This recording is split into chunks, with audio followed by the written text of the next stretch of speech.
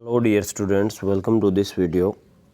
आज के इस वीडियो में हम अगला टॉपिक गैमेटोजेनेसिस स्टार्ट करने वाले हैं, जिसमें हम आज स्पर्मेटोजेनेसिस की स्टडी करेंगे। So let's start the video. The primary sex organs, the testis in the mails and the ovaries in the females produce gametes. जैसे कि हमने मेल रिप्रोडक्टिव सिस्टम और फीमेल रिप्रोडक्टिव सिस्टम किया है, इसमें हमने जाना है कि प्राइमरी सेक्स ऑर्गन्स मेल के केस में टेस्टिस होते हैं, जिसके दो मेन फंक्शन होते हैं। पहला फंक्शन होता है कि ये मेल हार्मोन्स जो होते हैं उसकी प्रोडक्शन करता है, और जो इसका मेन प्राइमरी फंक्शन होता है वो होता है कि production of gamete, male gamete यानी स्पर्म। ऐसे ही जब हमने फीमेल रिप्रोडक्टिव सिस्टम के अंदर स्टडी की तो उसमें हमने देखा कि a pair of ovaries is present as primary sex organ in the case of females. And the main function of ovary का मेन फंक्शन होता है is the production of gamete यानी egg, ovum. And the second function is production of female hormones. तो ये जो आपका main जो gamete produce करना है, इसको हम कहते हैं स्पर्म एंड ओवम। आपको पता है गैमेट स्पर्म और ओवम होते हैं। Bye the process called gametogenesis in testis and immature male germ cells spermatogonia. देखिए, हमने अभी तक गैमेटोजेनेसिस की डेफिनेशन आपको पता लग गई है कि द प्रोडक्शन ऑफ गैमेट्स यानी कि sperm and ovum in male and female respectively is called as gametogenesis. यानी गैमेट के बनने का प्रोसेस जो है वो गैमेटोजेनेसिस, चाहे वो मेल के केस में बने चाहे वो फीमेल के केस में बने, दैट्स इज गैमेटोजेनेसिस। तो सबसे पहले हम स्टार्ट करते हैं मेल के केस में कि वी टेस्टिस के अंदर क्या हो रहा है। देखिए, in testis the immature male germ cell यानी spermatogonia produce sperms by spermatogenesis. जब हमने मेल रिप्रोडक्टिव सिस्टम किया था तो हमने जाना था कि टेस्टिस के अंदर सेमिनिफेरस ट्यूब्यूल्स होते हैं और उसके अंदर आपके सेल्स होते हैं स्पर्मेटोगोनिया, या हमने उसको कहा मेल जर्म सेल। तो सेमिनिफेरस ट्यूब्यूल्स के अंदर मेल जर्म सेल होते हैं, उसको हमने स्पर्मेटोगोनिया कह दिया था। और स्पर्मेटोगोनिया ही क्या करेगा, आपका स्पर्मेटोजेनेसिस का प्रोसेस करेगा। और ये कब स्टार्ट होता है, दैट बिगिन्स एट प्यूबर्टी। जब प्यूबर्टी एज स्टार्ट होती है, टीन एज, उस समय स्टार्ट होता है। द स्पर्मेटोगोनिया अगर हम सिंगल कहेंगे तो स्पर्मेटोगोनियम कहेंगे, अगर एक से ज़्यादा को हम बोलते हैं तो स्पर्मेटोगोनिया बोलते हैं। The spermatogonia present on the inside of seminiferous tubules multiplied by mitotic division and increase in number। देखिए, सबसे पहले क्या करेगा, मान लीजिए सेमिनिफेरस ट्यूब्यूल्स है तो हमने कहा था इसके अंदर दो टाइप्स के सेल हैं, एक मेल जर्म सेल जिसको हमने स्पर्मेटोगोनिया कह दिया था, और एक बीच में इसके कुछ सेल्स प्रेजेंट हैं, उसको कह दिया था हमने सर्टोली सेल्स या नर्स सेल्स। तो सबसे पहले क्या करेगा, जो आपका सेमिनिफेरस ट्यूब्यूल्स है उसके अंदर ये जो सेल्स होते हैं स्पर्मेटोगोनिया, ये माइटोटिक डिवीज़न करेंगे। सबसे पहले ये माइटोसिस से अपने आप को मल्टीप्लाई करेंगे। माइटोसिस क्या होता है आपको पता है, इक्वेशनल डिवीज़न होता है। माइटोसिस से आपके एक सेल से दो सेल बनते हैं, और जो नए सेल बनते हैं उसमें भी क्रोमोसोम नंबर सेम रहता है, जैसा कि म्योसिस में जैसे कि पेरेंट के अंदर रहता है, सॉरी म्योसिस में नहीं। देखिए, ईच स्पर्मेटोगोनियम इज डिप्लॉयड, इसको याद रखना है। स्पर्मेटोगोनियम जो है यानी मेल जर्म सेल, वो डिप्लॉयड होता है, 2n होता है। डिप्लॉयड मतलब उसके अंदर 46 क्रोमोसोम है, 23 के दो पेयर, एंड कंटेन्स 46 क्रोमोसोम। अब क्या होगा, देखिए, the sum of the spermatogonia called primary spermatocytes periodically undergo meiosis. तो सबसे पहले क्या किया, जो स्पर्मेटोगोनिया थे उन्होंने अपने आप को माइटोटिकली डिवाइड किया और अपना नंबर इंक्रीज़ कर लिया। अब क्या करेंगे, इन स्पर्मेटोगोनिया में से कुछ क्या करेंगे जिनको हम कहेंगे प्राइमरी स्पर्मेटोसाइट। तो जो प्राइमरी स्पर्मेटोसाइट है वो म्योसिस से अपने आप को आगे डिवाइड करेंगे, और ये जो स्पर्मेटोगोनिया है ये क्या होता है, डिप्लॉयड होता है, 2n होता है, 46 क्रोमोसोम इसमें होते हैं। लेकिन जो प्राइमरी स्पर्मेटोसाइट्स है अब क्या करेगा, वो म्योसिस करेगा। तो आपको पता है म्योसिस के अंदर दो स्टेजेस होते हैं, म्योसिस 1 और म्योसिस 2। तो देखिए, a primary spermatocyte contains the first completes the first meiotic division यानी रिडक्शनल डिवीजन। तो पहली जो होती है वो रिडक्शनल डिवीजन होती है, leading to the formation of 2 equal haploid cells called secondary spermatocytes. देखिए मान लीजिए ये एक प्राइमरी स्पर्मेटोसाइट्स है, इसने अपना मियोसिस 1 जो है वो कंप्लीट कर लिया। शुरू में ये 2n था, मतलब इसके अंदर 46 क्रोमोसोम है। जब जो मियोसिस 1 जो होता है वो सबको पता है, आपने +1 में पढ़ा है, रिडक्शनल डिवीजन है। यानी इसके बाद जो 2 नए सेल बनेंगे, इसके अंदर हैप्लॉइड सेल बनेंगे, मतलब क्रोमोसोम नंबर हाफ रहेगा, n रहेंगे। तो जो मियोसिस 1 कंप्लीट होने के बाद जो 2 सेल बने हैं, इनको हमने कह दिया सेकेंडरी स्पर्मेटोसाइट्स। ये था आपका प्राइमरी स्पर्मेटोसाइट और ये है आपका सेकेंडरी स्पर्मेटोसाइट। और सेकेंडरी स्पर्मेटोसाइट्स के अंदर दोनों के अंदर विच है 23 chromosome in each of the secondary spermatocyte. अब क्या होगा, आपका पता है मियोसिस 1 कंप्लीट हो चुकी है, अब मियोसिस 2 होगी उसके अंदर। The secondary spermatocyte undergoes the second meiotic division to produce 4 equal haploid spermatids. अब ये जो आपकी पहली ये जो 2 सेकेंडरी स्पर्मेटोसाइट्स बने थे, इसके अंदर मियोसिस 2 होगी, तो इन दोनों से क्या बनेंगे, 4 क्या बनेंगे, हैप्लॉइड स्पर्मेटोजोआ। हैप्लॉइड स्पर्मेटोजोआ इसको बाद में बोलते हैं, पहले इसको स्पर्मेटिड्स बोल लेंगे। स्पर्मेटिड्स क्या होते हैं, जब मियोसिस 2 कंप्लीट होने के बाद जो इमैच्योर स्पर्म्स होते हैं, अभी तक वो पूरे मैच्योर नहीं हुए, सिर्फ अभी तक बने हैं मियोसिस से, तो इनको हम कह देते हैं स्पर्मेटिड्स। अब आपको पता है स्पर्मेटिड्स में भी नंबर ऑफ क्रोमोसोम क्या रहेंगे, 23 ही रहेंगे। The spermatids are transformed into spermatozoa या sperms by the process called spermiogenesis. इसके ऊपर क्वेश्चन आ सकता है, 1 नंबर में पूछा भी गया है काफ़ी बार कि भी व्हाट इज स्पर्मियोजेनेसिस। तो सेम डेफिनेशन याद रखनी है कि स्पर्मेटिड्स का अपन मैच्योर स्पर्म या हम कहेंगे स्पर्मेटोजोआ के अंदर ट्रांसफॉर्म होना का प्रोसेस जो है उसको कहेंगे स्पर्मियोजेनेसिस। तो the process of transformation of spermatids into sperms और spermatozoa is known as spermiogenesis. आगे देखिए, आफ्टर स्पर्मियोजेनेसिस मतलब वो स्पर्म के अंदर मैच्योर हो चुके हैं। Sperm had become embedded in Sertoli cells. अब जब हमने सेमिनिफेरस ट्यूब्यूल्स का स्ट्रक्चर देखा था, तो बीच में सर्टोली सेल्स प्रेजेंट थे। तो जैसे ये स्पर्म मैच्योर हो जाएगा, जो स्पर्म का हेड है वो क्या करेगा, सर्टोली सेल्स के अंदर एम्बेड हो जाएगा। And finally release from seminiferous tubules by this process of spermiation. तो इसके अंदर काफ़ी वर्ड्स आए हैं, स्पर्मियोजेनेसिस, स्पर्मिएशन। स्पर्मिएशन क्या होता है भाई, सर्टोली सेल्स से स्पर्म का बाहर आना, रिलीज होना। देखिए, finally release from the seminiferous tubules bye the process of spermiation. लेकिन स्पर्मियोजेनेसिस क्या होता है कि भाई इमैच्योर स्पर्म यानी स्पर्मेटिड्स का स्पर्मेटोजोआ और स्पर्म के अंदर ट्रांसफॉर्म होने का प्रोसेस को हमने कहा स्पर्मियोजेनेसिस। तो ये आप डायग्राम देख सकते हैं। देखिए सबसे पहले ये आप स्पर्मेटोगोनियम है।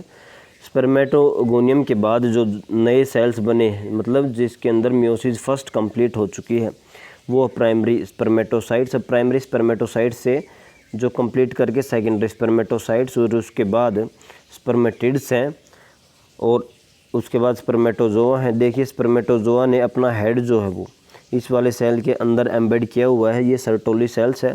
अब इसके अंदर क्यों इन्होंने एम्बेड किया हुआ है, तो हमने पढ़ा था कि सर्टोली सेल्स जो हैं वो न्यूट्रिशन देने का काम करते हैं स्पर्म्स को। तो ये यहाँ से न्यूट्रिशन लेगा, ये इसको सभी जो भी ग्रोथ के लिए या अपने आप को लाइव रखने के लिए, वाइबल रखने के लिए जो न्यूट्रिशन की रिक्वायरमेंट है वो सर्टोली सेल्स और नर्व सेल से मिलते हैं।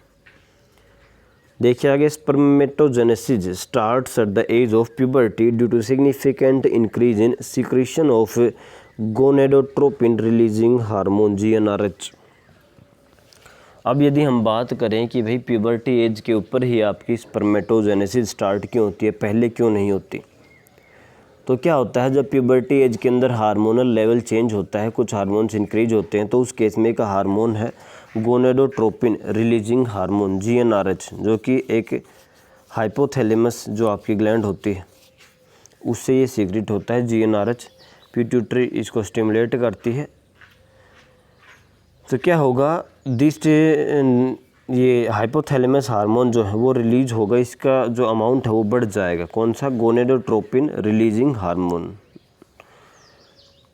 If you recall that is a hypothalamic hormone, तो ये हाइपोथैलेमस का हार्मोन है। The increased level of GnRH then act as anterior pituitary gland.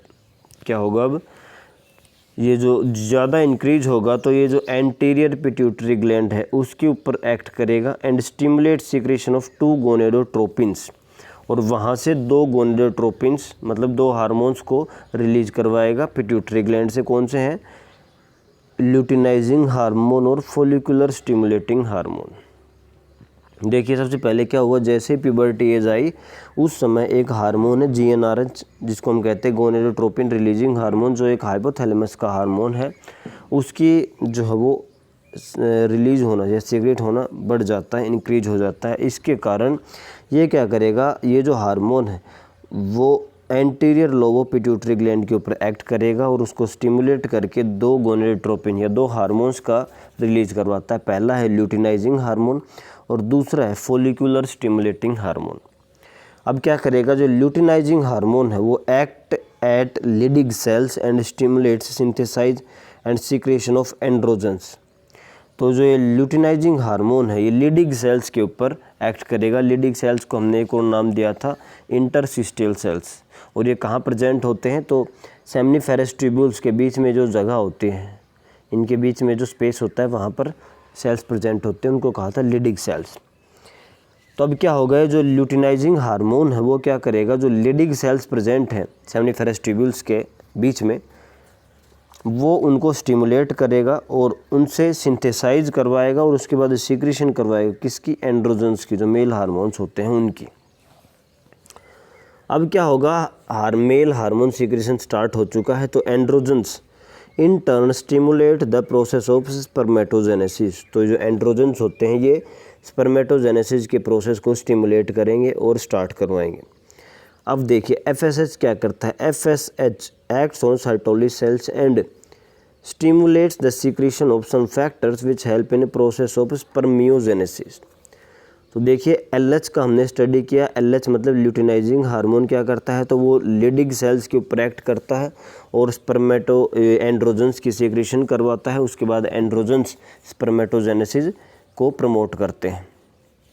उसके बाद जो FSH है, जो फॉलिकुलर स्टिमुलेटिंग हार्मोन है, वो क्या करेगा, वो स्पर्मियोजेनेसिस का जो प्रोसेस है उसको करवाने में हेल्प करेगा। अब स्पर्मियोजेनेसिस हमने पढ़ा था कि भाई जो इमेच्योर स्पर्म है, जो हमने कहा था स्पर्मेटोजोआ है, उसको मैच्योर स्पर्म में स्पर्मेटिड्स हैं उसको मैच्योर स्पर्म में स्पर्मेटोजोआ में या स्पर्म के अंदर ट्रांसफॉर्म करने के प्रोसेस को स्पर्मियोजेनेसिस कहा था। तो FSH इस प्रोसेस को स्टिमुलेट करने में हेल्प करेगा। आगे जो आपका पोर्शन है वो है स्पर्म का डायग्राम। इसके ऊपर भी आपको डायरेक्टली क्वेश्चन आ सकता है कि भी draw a well label diagram of sperm and explain. तो इसको पढ़ेंगे। देखिए, let us examine the structure of sperms. It is a microscopic structure composed of. तो इसके अंदर क्या क्या चीज़ें होती हैं, एक हेड होता है, नेक होता है, middle piece and tail. Figure को साथ साथ देखते रहिए। देखिए ये क्या बोल रहा है, इसके अंदर एक माइक्रोस्कोपिक स्ट्रक्चर होता है जिसके अंदर एक हेड रीजन होता है, एक नेक रीजन होता है, एक मिडल रीजन या मिडल पीस बोल देते हैं, और एक टेल रीजन होता है। तो इसके अंदर 4 ये जो है ना पोर्शन होते हैं। The plasma membrane envelops the whole body of the sperm. तो जो प्लाज्मा मेम्ब्रेन, जो बाहर की जो मेम्ब्रेन है, ये पूरे स्पर्म को कवर किए हुए है। The sperm head contains an elongated haploid nucleus, the anterior portion of which is covered by cap-like structure acrosome। देखिए ये क्या, ये आपका जो न्यूक्लियस है ये रहा एक इलोंगेटेड हैप्लॉइड न्यूक्लियस, यानी इसके अंदर 23 क्रोमोसोम है। तो ये जो न्यूक्लियस है इसके अंदर लिखा भी हुआ है न्यूक्लियस कंटेनिंग क्रोमोसोमल मटेरियल। लेकिन न्यूक्लियस के अंदर जो एंटीरियर साइड के ऊपर एक कैप लाइक स्ट्रक्चर प्रेजेंट है, ये रहा, जिसको हमने कह दिया एक्रोजोम। तो एक्रोजोम में क्या है, तो एक्रोजोम के अंदर ऐसे एंजाइम्स हैं जो कि फर्टिलाइजेशन के टाइम वो ओवम की वॉल को या एग की वॉल को ब्रेक करने में हेल्प करते हैं। तो इसके अंदर enzymes which help in fertilization of ovum. तो देखिए the acrosome is filled with enzymes that help fertilization of the ovum. अब देखिए मिडल पीस, तो मिडल पीस के अंदर आपके ज़्यादातर माइटोकॉन्ड्रिया मिलते हैं। देखिए middle piece process numerous mitochondria which produce energy for the movement of tail that facilitate sperm motility essential for fertilization. तो हमने पहले जब पढ़ा है तो हमने कहा था कि भी जो मेल गैमेट यानी स्पर्म होता है वो मोटाइल होता है, यानी उसके खुद की मूवमेंट हो सकती है। तो ये जो मूवमेंट के लिए जो एनर्जी की रिक्वायरमेंट होती है वो कहाँ से आती है, तो ये जो मिडल पीस है इसके अंदर बहुत सारे माइटोकॉन्ड्रिया प्रेजेंट हैं। तो माइटोकॉन्ड्रिया उसको एनर्जी प्रोवाइड करने का काम करते हैं। उसी के द्वारा जो स्पर्म की मोटिलिटी यानी स्पर्म की मूवमेंट आती है जो कि फर्टिलाइजेशन के लिए बहुत ही एसेंशियल होती है। अब देखिए human male इजैकुलेट्स 200 to 300 million sperms during a coitus for which for normal fertility at least 60% sperms must have normal shape and size and at least 40% of them must show vigorous motility। देखिए जब human male जो है वो ejaculate करता है, ejaculation होती है, तो उस टाइम एक इजैकुलेशन के अंदर 200 से 300 मिलियन स्पर्म्स बाहर निकलते हैं, इजैकुलेट आउट होते हैं बॉडी से। अब 200 से 300 मिलियन स्पर्म का नंबर बहुत ज़्यादा है। उसमें से क्या होता है 60% स्पर्म्स की मतलब वो है वो उनका साइज़ और शेप जो पूरा हेल्दी होना चाहिए, मतलब उसका नॉर्मल शेप और साइज़ होना चाहिए ताकि वो आगे जा कर के ओवम तक पहुंच सके अपनी मोटिलिटी के थ्रू। तो 60% जो है वो उनका जो वो नॉर्मल शेप और साइज़ होना चाहिए। साथ में 40% क्या होना चाहिए, बहुत ही विग्रस मूवमेंट शो करनी चाहिए, मतलब उसकी मोटिलिटी बहुत ही ज़्यादा होनी चाहिए ताकि वो मूवमेंट करके एग तक पहुंच सके। देखिए sperms release from the seminiferous tubules are transported by the accessory ducts. अब हमने पढ़ा था एसेसरी डक्ट्स क्या होती है, तो हमने देखा था रीटे टेस्टिस हो गया, एपिडिडिमस, वास डिफरेंस, ये सब मिल कर के आपके एसेसरी डक्ट्स होते हैं जिसके थ्रू आपका ट्रांसपोर्ट होता है स्पर्म्स का। देखिए secretions of epididymis, vas deferens, seminal vesicles and prostate are essential for maturation and motility of sperms.